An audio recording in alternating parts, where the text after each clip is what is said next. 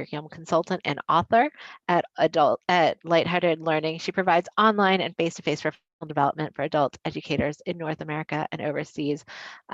You might be familiar with her work. She facilitates a lot of our CalPro webinars, workshops, and online courses on topics ranging from multi-level instruction to career pathways to equity. And she is one of our special subject matter experts on the Teaching Skills That Matter in Adult Education project. With that, I'm going to turn it over to Jamie. Thank you so much, Marcella, and welcome everyone. I see so many names I know, and we have so many things to discuss today that I'm going to get right to our agenda. We've already taken care of the first part very nicely. You've been welcomed, and there's housekeeping. We'll be dipping into our line of inquiry because that's something that we're going to see pervades all of the work we're doing for the next hour. I'm going to build on your prior knowledge a bit. But those acronyms may or may not be familiar to you, but they will be by the end of our hour. Hopefully expand your understanding of the approaches that we're talking about today and help you make some connections and a little bit on next steps and summing up.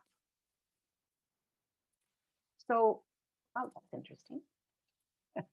So our line of inquiry is really not all that surprising, but it's important for us to consider how do these teaching approaches of project-based learning and problem-based learning and integrated and contextual instruction foster our learners' agency and support their success in and out of the classroom? And we are in a different age and a different time with as much remote instruction going on as it is. These were approaches that we were thinking about in terms of 21st century learning. And now we can see how valuable they are even within this challenging and great opportunity that we have with remote instruction. So let me build a little bit on your prior knowledge and ask you to rate your familiarity with each of the approaches. You're going to see a poll come up, and that poll will have 3 different polls inside it. So you need to scroll to give me the responses to the poll. So the first one is you're rating your familiarity with project-based learning, then with problem-based, then with integrated and contextualized. 30 seconds to do that.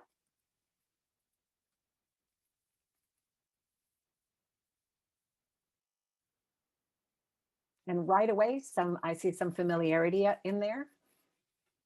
And don't forget to scroll down because we want to see all the familiarity you have. So we have 15 of 28. So the nice thing about Zoom is that it really gives me a picture of how many of you are responding. And that's terrific because I won't stop in the middle. Well, maybe I'll stop at 27. We've got 22 of 28 responding. We're doing very well. I'm going to end the poll in another 20 seconds. So the 5 of you who have not yet responded, go for it.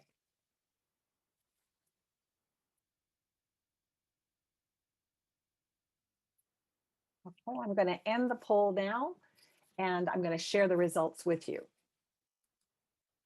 So you can see, if you look at the first part of the poll, you can see that we range from somewhat to very familiar, the majority of us, with project-based learning.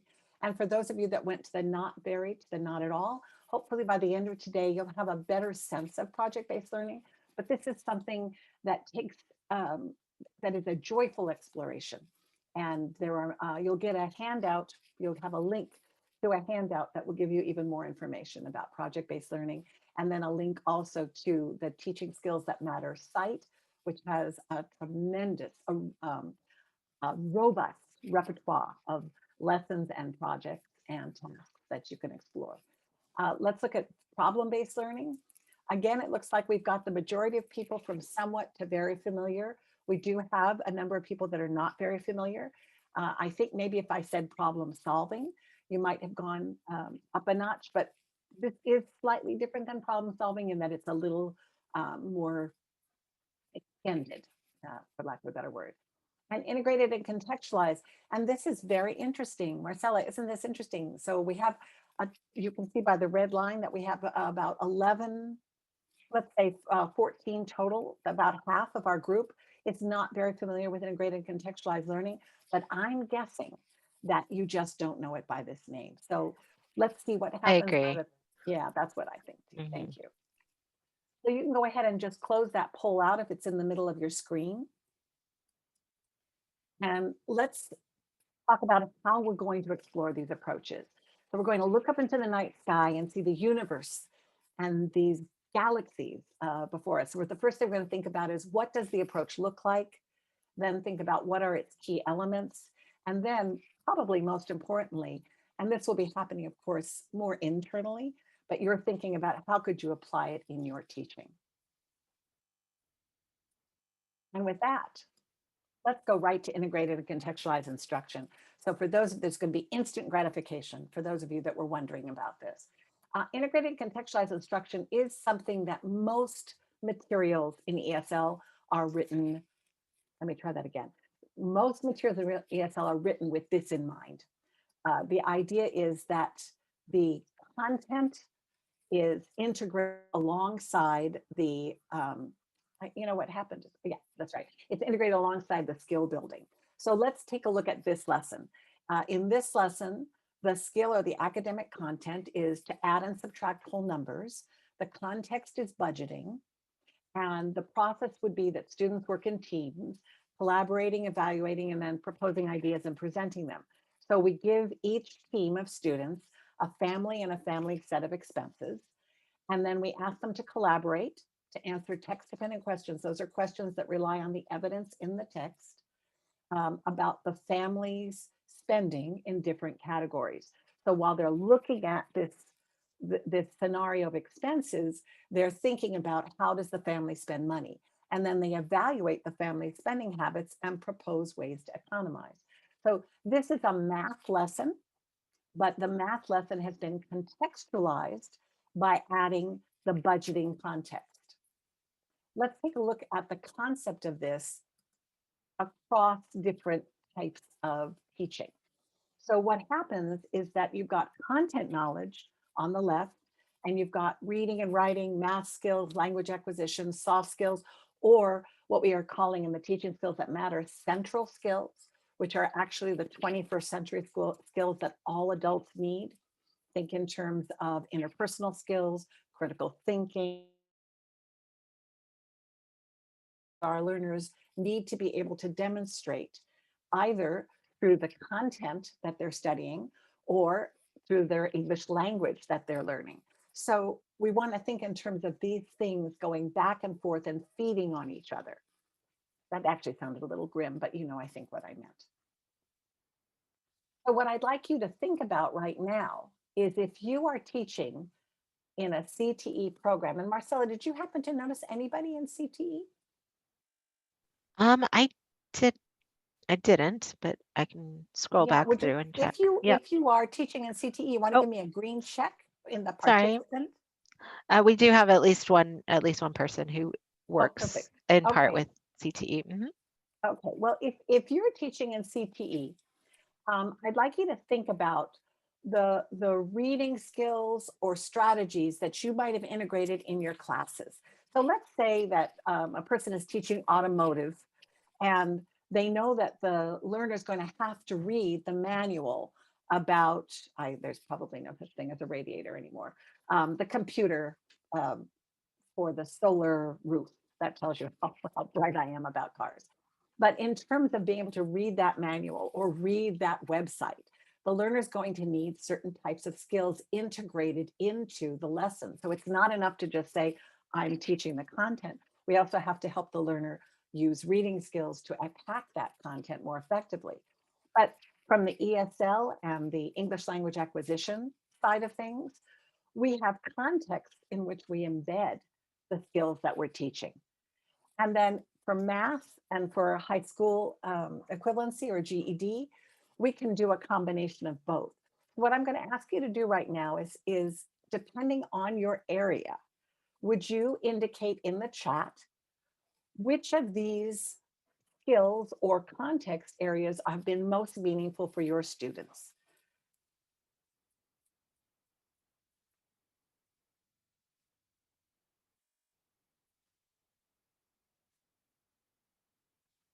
And we're just waiting for some chat responses.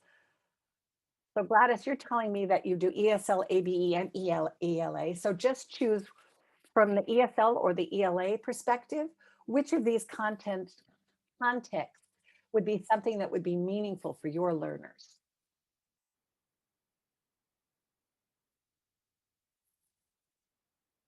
Okay, I see healthcare and parenting and cross-cultural awareness. These are things that are being shown. So healthcare, healthcare and parenting and cross-cultural awareness and immigration, current events, world events, climate change. So I see a lot happening around healthcare and a lot happening around current events, which is not a big surprise. Okay, and Cara is saying all reading skills. So the whole enchilada here. Yeah, there were a few people, Jamie, who indicated all the contexts are All the really context. Okay. critical. And we know we can't do everything, right? But the point would be that it's not a big stretch for us to find meaningful context for our learners. And we know that the context make the information that we're teaching, whether it's language structure or vocabulary, stickier for the students. In the same way that many of our learners in CTE and IET classes are coming from ESL courses, and they need the additional support. They may not have the background in the reading or writing or the listening skills that we need to help our learners with. So that's the process of integrated and contextualized instruction, is looking at how do you integrate the skills that learners need within the context, and then how do you contextualize that your learners that are the objectives of your curriculum. Any questions about this particular type of approach? It really is something that we've been doing for a while. I'm curious, Jamie, if a lot of people had said in the poll that they're not really familiar with it. So I'm curious if Yeah, should we it's find out sounding if they more are now? familiar. Yeah, that's great, Marcel. So if you would, open up your participant window, and that's down at the bottom of your control panel X, and go ahead and give a green check if this concept is familiar to you. And you can go ahead and give a red X if it's not. Okay, so I see a lot of green checks coming in.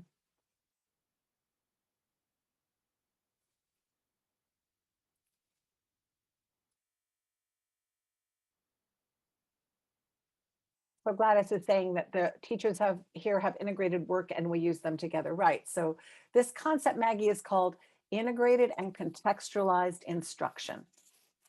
So we put the two things together, but in many cases you might hear, depending on your teaching context, you might hear integrated instruction or contextualized instruction. And contextualized instruction is generally when skills are at the top of the teacher's mind, and integrated is often when the content is at the top of the teacher's mind. You don't see the green check, Gladys, if you look under the participant window. So you have to open up participants and you'll see a green check at the bottom. Unless you're on your phone, in that case, you have to go over to, I think it's the same actually, click on participants. But don't worry, if you're familiar with it, you could just tell me. So one of the things that we know about integrated and contextualized instruction is that by contextualizing in this way, we're connecting the learners. The learning that we're doing is very much connected to their learning outside the classroom. And it creates, again, most of that stickiness. And Dave is saying that the concept of integrated is a little harder to understand. But I think that if we think of the integration of skills within a content area. So a history teacher might just be thinking of teaching the Civil War or the Bill of Rights. But to do a good job with Bill of Rights, you're going to have to do close reading.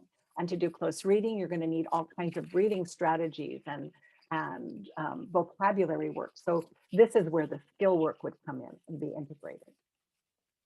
Okay, I'm going to clear your responses and we'll go on. So what I was going to say though is the idea that we are integrating and contextualizing and making it more relevant, that actually is a great way for us to transition over into problem-based learning, because problem-based learning is probably one of the more relevant approaches we can use in our class. And problem-based learning can come from the learners, or it can start from the teacher who has an awareness of the types of problems that learners face within these different contexts. So let's take a look at this scenario and see if this would ring true. Clark and Lois and their two children are looking for a place to live in California. Clark has a job with Kroger's Food for Less in Chicago, Illinois, and earns $46,000 a year. Lois works for a payroll company and earns $37,000 a year. Their daughter's 14 and their son, who has diabetes, is 7. They don't have a car. Where should they live? Now, this is a little different than just asking problem-based learning in action is a little different than just problem solving. You see in many textbooks, here's a problem solving scenario. Read the problem, come up with answers, come up with a few consequences, and as a class, decide on the best solution. Yes, they've left Metropolis, Elizabeth. Good job. um, so, so in this case, we want the learners to look at the variables. We want them to think beyond just looking at this scenario, but they have to consider the costs of available housing, public transportation, and healthcare services. They have to prioritize their needs, the family's needs, to make the best possible choice. So I could have the learners do yeah, yeah. So once again, we're at adding and subtracting whole numbers. The context is actually financial literacy, but I'm going to have the students work in teams, collaborate, evaluate, and propose ideas and present them. It's very similar to what you saw before, but now the process is they're reading the scenario for factors and variables that need to be addressed. So if I go back here, can anybody see one variable in here that I would need to address for this family? And I'm looking at the diabetes, big time, Lori. So healthcare costs, looking at healthcare costs. Anything else? Walkability of the neighborhood, great. So this is where the scenario gets close reading. So again, we've got those reading skills coming in here, high thinking. So then I have the students identify what they know based on the scenario and what they need to know. And that can be with a KWL chart, or it could be through a T chart, or it could just be students brainstorming everything that they know, everything that they need to know, and then they must do the research. And in this case, they can go to the cost of living calculator. And the cost of living calculator, you put in a city. Does anybody want to put in a city that you think they might want to move to? In Los Angeles, or in California, it doesn't have to be. So let's make him a grocery front end supervisor. And he's going from Chicago. And where do we want to put him? San Diego. Okay. All right. So he's going to San Diego, California. Let's calculate. Oops. I had to say Chicago, Illinois. I didn't like that. I didn't tell them. So we can look at this. The students can look at this and they can see that there's a 17.4% cost of living change. And they could see that that would be a consequence of moving to San Diego. But they also get all kinds of other information from this site. They get the healthcare, they get the schools. They could also take a look at, I did it around my area, but they could look and see what the ratings are for doctors that are dealing with diabetes. They could check Google Maps to see what type of metro and walkability possibilities there are. So there's a lot that the learners can do using the web, which is a lovely thing to be able to share with you in this time of remote learning. So obviously the first few times you're doing this with students, it would probably be teacher directed, the gradual release of responsibility. Apple Valley is a good idea, okay? And that's what Gladys is suggesting. But notice that the most important thing after the research aspect is that they have to be able to identify consequences of their solutions. So it's not just, here's a great solution, we're going for it. They have to be able to say, well, what's the downside? And then they can create a poster that illustrates. And in this case, I'm going to show you this poster, but I've linked here so that you can see this is an example of one of the coaches from the Teaching Skills That Matter, what he did with his students. And this is about Pennsylvania. So let me go back. This is a chart that the students could use to determine, they could, as a group, they could decide San Diego, Sacramento, Apple Valley. They could come up with their ideas and say, how does it solve the problem and what are the consequences?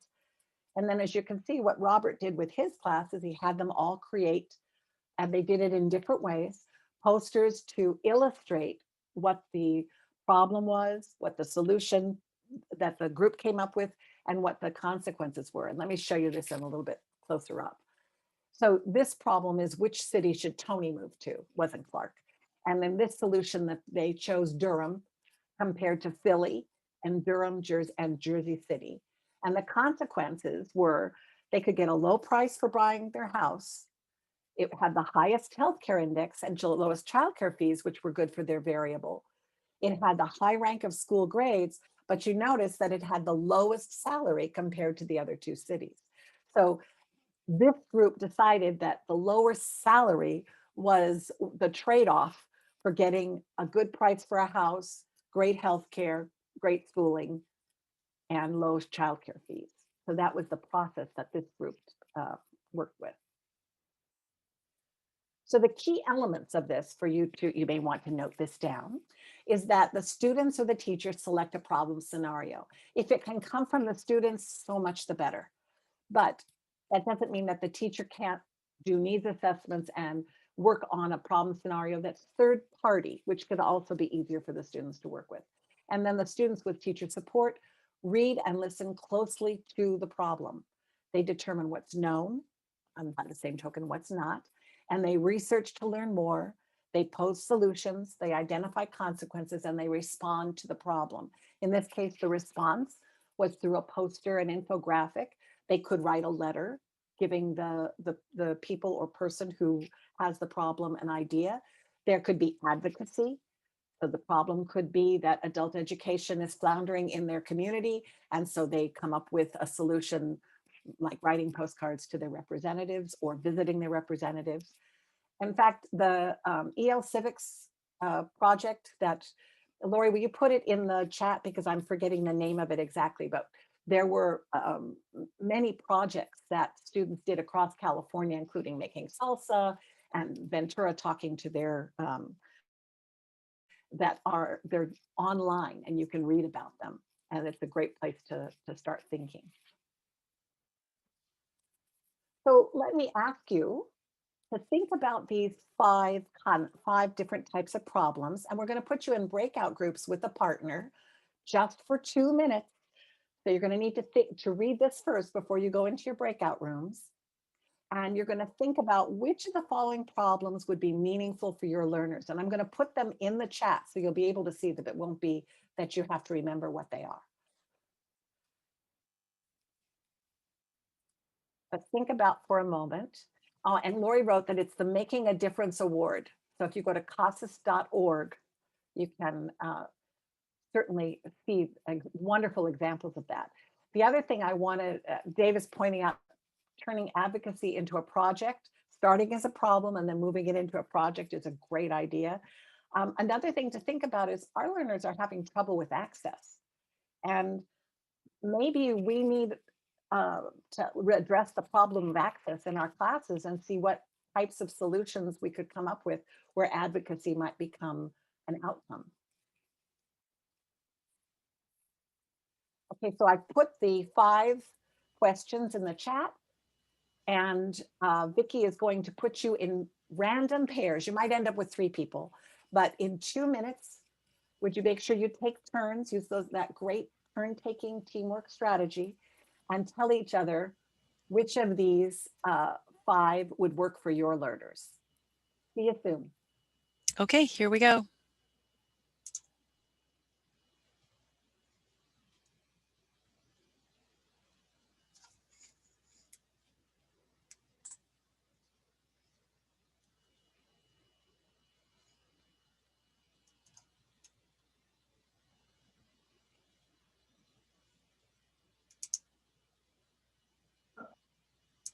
Hey, Patty.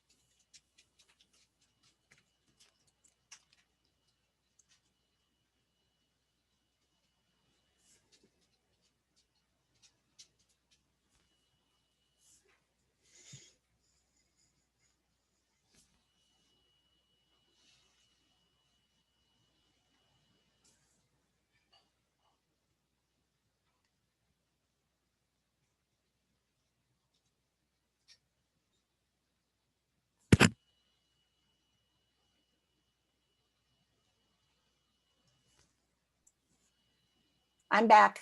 Hi, Vicki. Hi. Just about to close. Yes, terrific. We made it in plenty of time.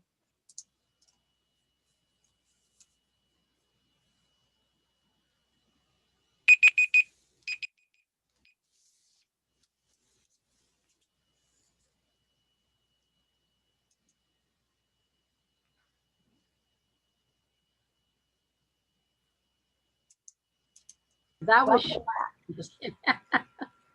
Welcome back. Thank you.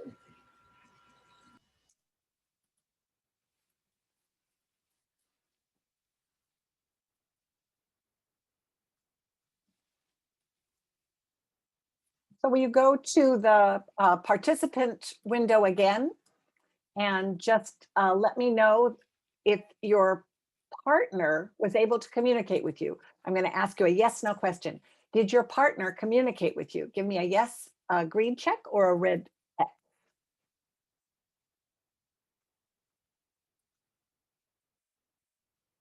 That looks like you got, okay, it looks like, okay, so we have one red X that I see. So this is a situation that sometimes happens in the breakout rooms. And so problem solving actually comes into play here. And whenever you're in a breakout room and you cannot hear the person that's with you, you can use your chat, or you can also ask the facilitator for help. Up in the upper left corner, there is a place to click and say, call for help. So I could have come and helped you, but probably we were so short on time. But that's just something to be aware of. Okay, it looks like a lot of you got through this, though. I heard in the two groups that I visited, I heard that addressing barriers to successful patient-doctor communication was something that would be very meaningful to the learners. And then also deciding when to leave a bad job. This is particularly important in this time because one doesn't know if a job is waiting for one after one leaves. So all of these, just to let you know, are part of the Teaching Skills That Matter toolkit. So if you'll get this link in the chat at the end of our session, And when you go to this link, you'll see that there are, here it's presented, I have it as a notebook, but here it's presented as tabs. And you go to the different tabs and you'll see a problem-solving, problem-based learning task in each one of these areas. So that might be something to start exploring. You'll also see an integrated and contextualized lesson, and you'll also see a variety of lessons as well as projects. So what questions do you have for me about problem-based learning?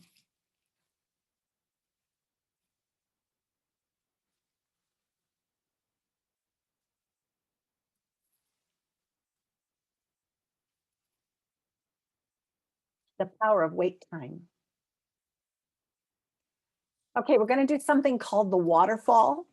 What I'm going to ask you to do is to think of one problem that you know. What's the difference between project versus problem? Excellent, Mindy. We're going to address project in a minute. And if you don't have an answer to that question by the time project is done, then I'll be very happy to explore more, but there is a difference. Leslie's asking, how would you use this for lower level ESL students? You would show pictures to illustrate the problem. But you would probably start with the research, and that part would be teacher guided, especially with Zoom. If you're using Zoom, you can take the students to the different websites that might be part of your research. And if you use something called Rocket Reader or Tranquility or Safari Reader, you can eliminate all of the ads and make the website much simpler to look at. And then you could use the Zoom annotation tools and help learners focus by using, for example, I'm going to do this right now, the highlighting tool to help learners focus on exactly the information that they need. So it's very doable. You might want to start with the simple problems that are already in your textbooks. And Cara is saying that project takes more time, problem can be done in a shorter time. Yes, that's true, but there are also projects that can actually be done in 1 or 2 lessons. It just depends on what the product is the students are developing. And you could think of those as almost task-based / project-based lessons. Okay, so I'm going to ask you now, everybody, I want you to think, this is called waterfall. I want you to think, what's one problem that you know your learners are facing right now? Type in the chat, but do not press send. Just type in the chat. One problem you know your learners are facing right now. And then when I say the word waterfall, but not right now, when I say the word waterfall, everybody type. I mean, everybody press send. You're all typing. Everybody press send. Okay. Give me a show of hands if you're, Landy, I didn't say waterfall yet. Okay, waterfall, everybody press send. So this is a way of managing learners' participation.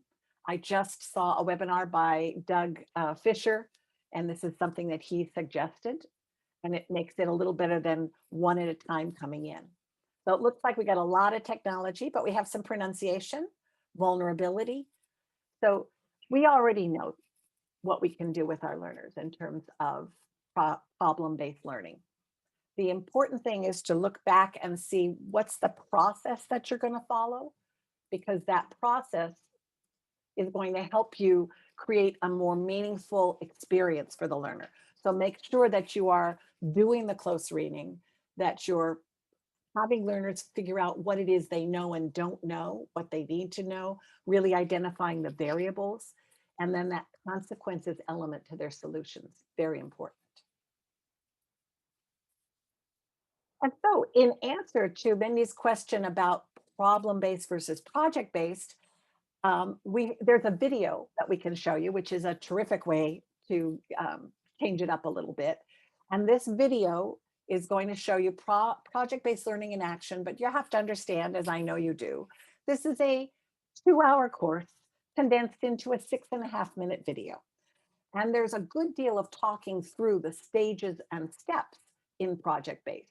So what I'm going to recommend is that you take out a piece of paper and a pencil and take some notes, because this would probably be a way to make it sticky.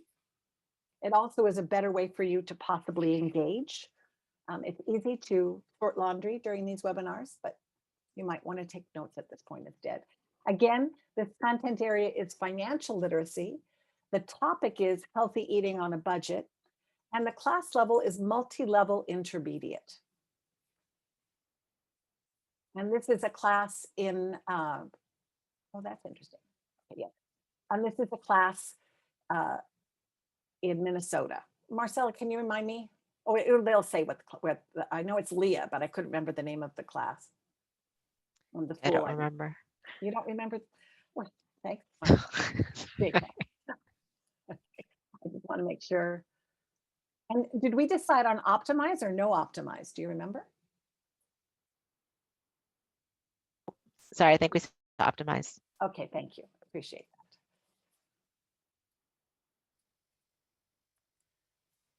that. I'm going to put this full screen, and please let me know in the chat if you have any difficulty listening.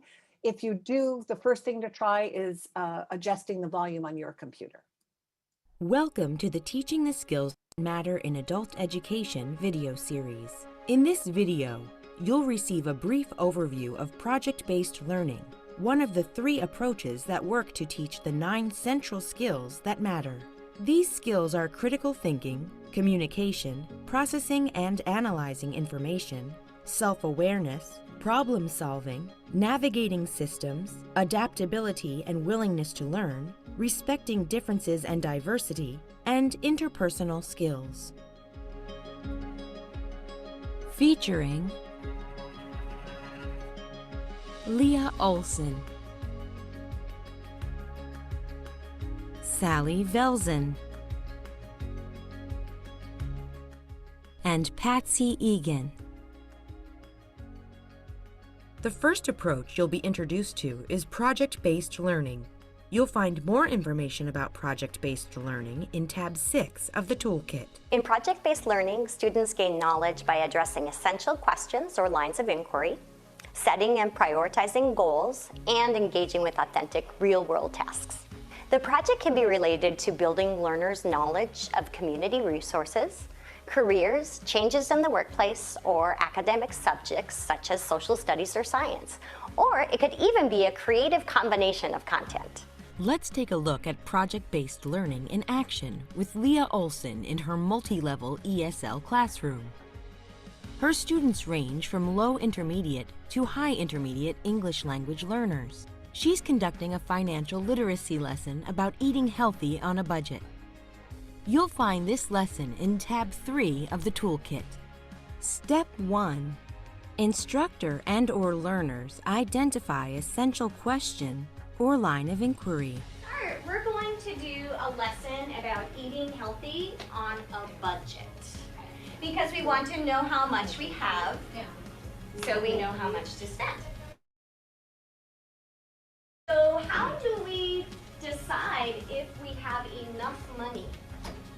How do I know I have enough money to buy something? I check my money. How do you check your money? But you know how you have. You do? It's here? After that I check. Okay, you call or No, but online. you go online and check your account. Fantastic. Step 2. Instructor shares the project plan and schedule with the learners. And we're going to research the cost. What does research? Why? Why? Look, to find, check. Perfect. Yeah. So we're going to look for the cost of the healthy foods at different stores today. Then we will calculate the cost of a healthy meal. You will be responsible for writing the notes for the group. We need a person for each job. And everybody must have at least one job. So Project-based learning units require many basic skills and soft skills, including communication, collaboration, critical thinking, and creativity. And they are typically multidisciplinary. Step 3. Learners collaborate on tasks associated with the project. Yeah. Where it says student name, that will be one for you.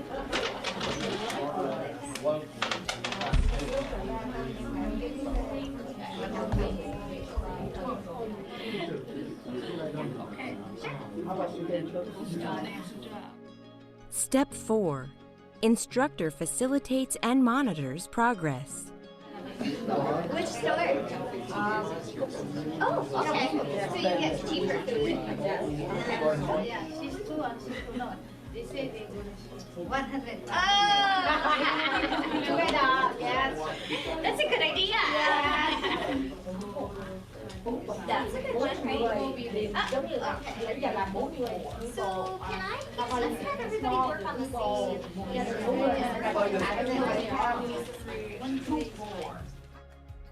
Step 5. Learners complete the project and present their work publicly. One pound, the amount is 79 cents.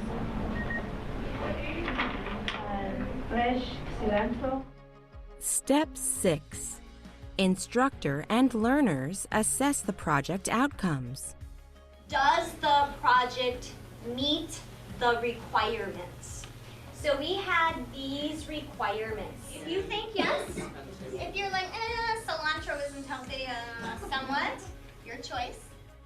At the end of our project, we do some reflection that encourages students to think about their learning, how they work together, and what they've gained from this line of inquiry and resulting project.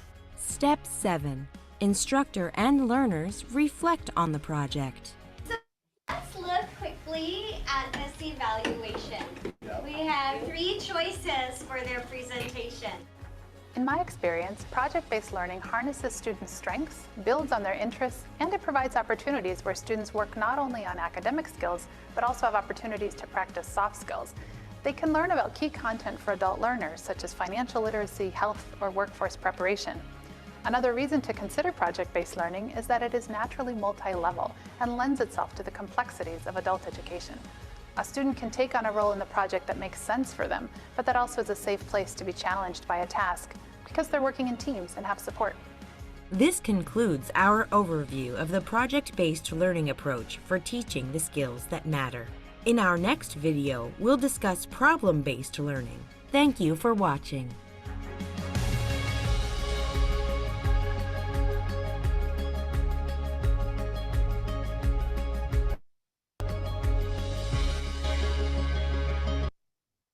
So next time you come around, there'll be a problem-based learning video for you. See, there's just always a teaser. Do you recall the key elements of the approach? Take a look at your notes and see if you have what I have. Do you have a line of inquiry? Give yourself a round of applause if you have this. Good job, Car. Did you notice the project plan? There's very much an action plan that's a part of a project. How about task? Did you see that? That would be the collaboration, Lori, right?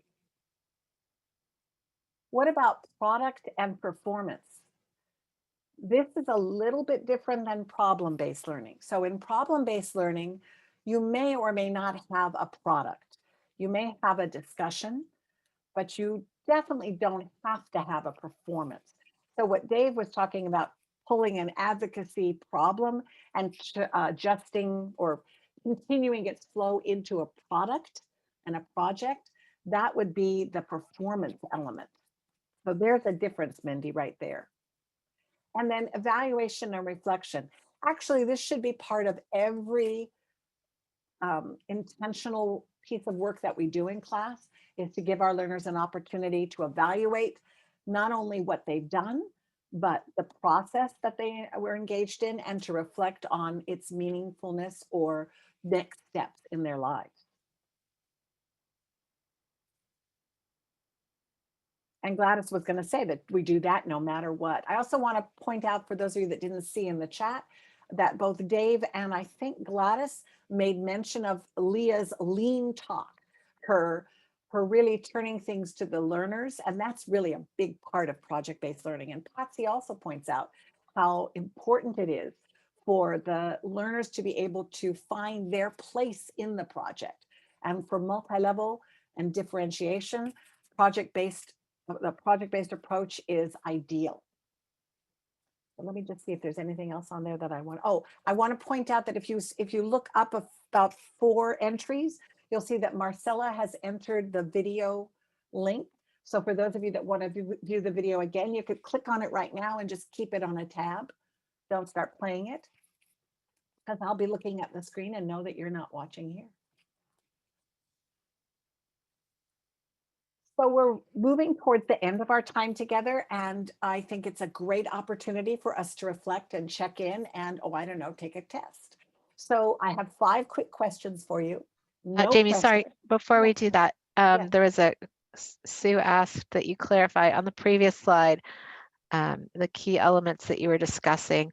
It says at the top, integrate and contextualize, well, but I believe those were. No, that's absolutely, let me just take care of that with annotation. We'll just get rid of that right now.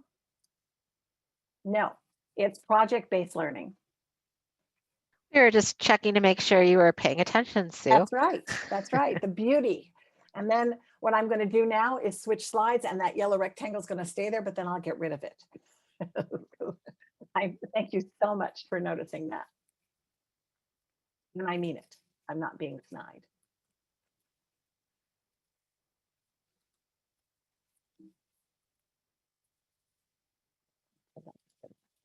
Oh, you'll need your same piece of paper from your notes. You're just going to write your answers A, B, C, D, or E. Please do not write your answers in the chat. That will mean that it's more of a self-evaluation, and you're just finding out what you recall. So we'll start with a really tough question right from the start.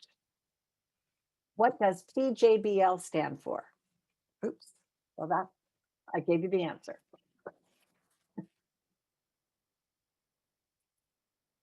Okay, so hopefully you all said that it stands for project-based learning. Although it could be peanut butter, jelly, bacon, and lettuce on a bad day. Exactly. Okay. Which is an example of problem-based learning in an automotive repair class? I'll give you a few seconds to read the concept.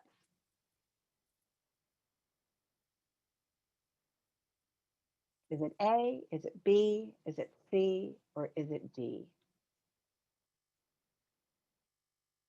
1, 2, 3. It's D.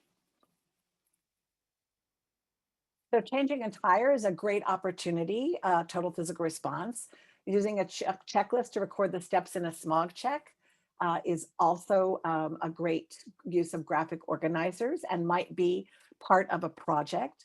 Locating car model information in index is a reading skill, but reading and discussing a scenario about an irate customer is problem-based learning. Integrated instruction refers to diverse classes focusing on learner identity, subject matter or content instructors teaching the basic skills needed to complete rigorous tasks in the content area, ESL teachers teaching grammar and vocabulary at the same time, or teaching integers in math classes.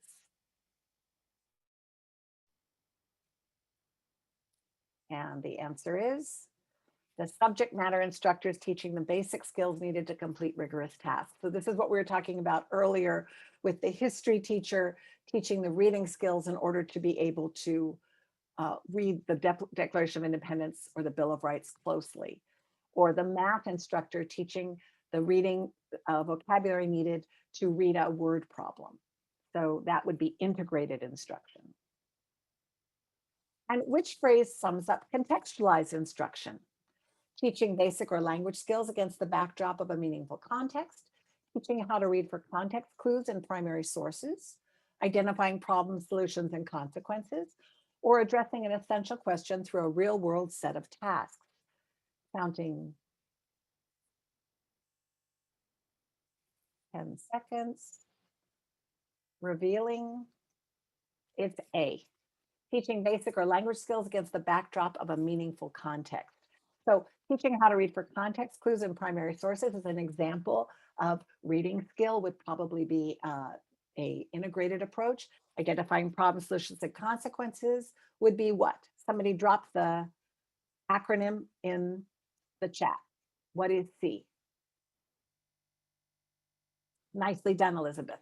Problem solutions and consequences is PBL, and addressing an essential question or line of inquiry through a real world set of tasks that results in a product. Drop that one in the chat too. But Elizabeth, good job, Dave. Dave and Elizabeth, if I could give gold stars.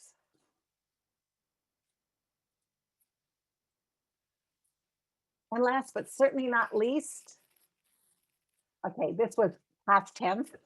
Which are key concepts of the three approaches we explored today? I'm giving you lots of opportunity to feel superior to my typos. So was it learner-centeredness, college and career readiness and civic engagement, reflection and self-assessment, or all of the above? And I hope that you saw that it is all of the above. So when you are working with these approaches, you're working with the key concepts of 21st century adult education. This is something we were all starting and moving towards. Actually, we've been moving towards this for quite some time, but we were really engaged with it before January. And now there are so many ways that we can continue to engage with it online. So I'd like to ask you if you have any questions or ahas. I'd like you to write your questions in the chat, but if you want to raise your hand and turn on your mic to share any ahas or takeaways from this very brief passed down three approaches. And I'll be looking in the, okay, Steve, unmute yourself. I just was wondering, where can we read more about this, about these systems? Okay, yes. So we're going to put the link in the chat. We wanted to wait until we got the questions in the chat, but the link will be in at like 1:59. There'll be a link. Okay, for some reason my chat didn't work. Oh, okay, no problem. But you'll get a link to the teaching skills that matter, and you'll also get a PDF that describes each of these approaches. It gives examples of them. Okay, great. Okay. And then I see Sue, you have a question or an aha, I think. Yes, I have an aha. I was happy to hear in the video how project-based learning is very appropriate for multi-level classes. Thank you. That was an aha for me. I love that aha. It's a great aha. Okay, I'm looking to see if I've got any more hands being raised. Clara is saying in her reading class, she needs to do more of PBL, PJBL, and they've been working on discussion and sharing ideas. And Marcella has just now, Steve, put in the chat a PDF that you can download. So click on that to download it to your computer. And Gladys is hopping on your thoughts, Sue, about teaching multi-level as well. Those of you that have been dying to be on mic, this is a great time to do it.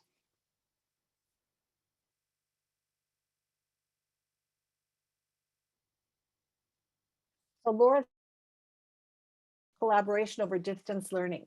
We did a little bit of it today, Laura, in terms of working with the breakout groups in Zoom. Our learners, many of our learners are on WhatsApp, so we can have our learners form groups using WhatsApp.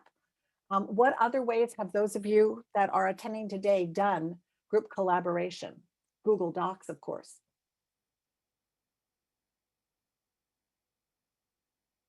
Anybody want to say ways that you've done collaboration? Padlet, do love Padlet. I'll show you a Padlet I have right here. This is a Padlet that I would show for integrated and contextualized instruction. So if a teacher wanted to talk about the difference between rights and responsibilities, here are 4 different ways that the learners can attack this issue. So we're also doing differentiation. And I saw that Elizabeth is saying some teachers have done Google Slide projects. I haven't tried that yet. Google Meet on Chromebooks. That's right, because Zoom has some issues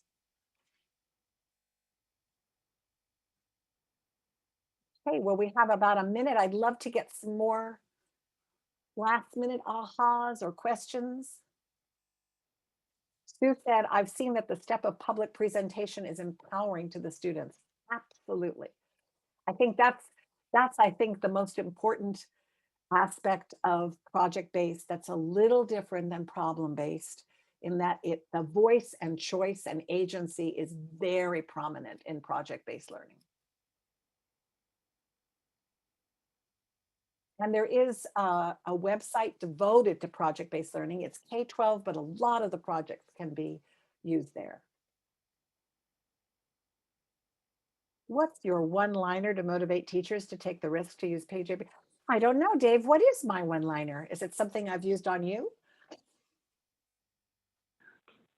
That was a real question. I want to hear what you have to say. I just think that my one-liner on PJBL is that it is the most authentic form of learning and teaching that we have. And that if there was any time to be engaging learners in project-based learning, it is now. fantastic. I totally agree. Thank you. But if someone is feeling hesitant, start with problem, because the problem leads to the project. And Marcella has just put the link to the toolkit. And with that, I want to thank you very much, everyone, for your participation. And I want to make sure that you download the file in the chat and click on the link so that you get everything you need. And Vicki has, I think, put in, thank you, Sue. Vicki has put in, I think, a link to the survey as well. And with that, have a wonderful Tuesday.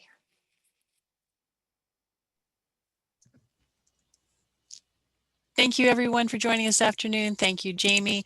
And yes, we did put the evaluation link in the chat. If you would be so kind as to complete that, we'd certainly appreciate that. Great to see you all, and have a good afternoon. And Vicki, there was Bye-bye. a question about the PDF. You have to scroll up to find the PDF in the chat. It is there. It's about, you have to go about maybe 15 people up. Maybe Marcella, you could put it in again if you don't mind. No worries, it's there again. Thank you. Round of applause to you. Thank you. And to Marcella and Vicki. Thanks so much, everyone. We'll see you at our next webinar.